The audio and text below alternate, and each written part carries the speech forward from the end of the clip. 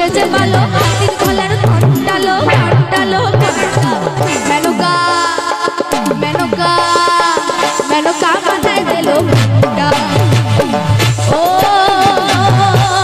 মেনকা মেনকা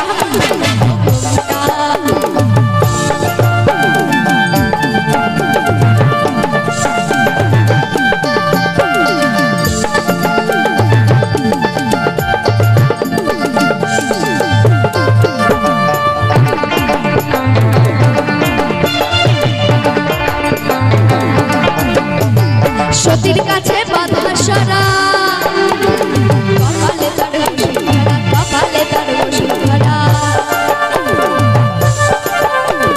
সতীর কাছে বাধা সরা কপালে তার বসুন্ধরা কপালে তার বসুন্ধরা ত্রিশূল হাতে মাথায় জটা তাতে আবার দুয়ার ভাটা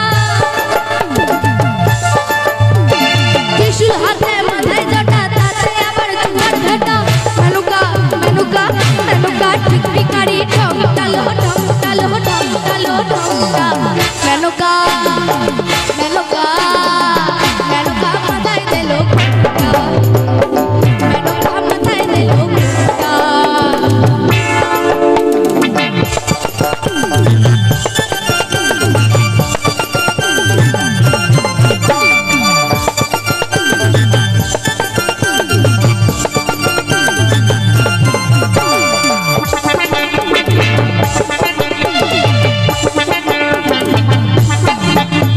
শ্মশানে মশানে থাকে ছাই বর্ষ গায়ে মাখে ছাই বর্ষ গায়ে মাখে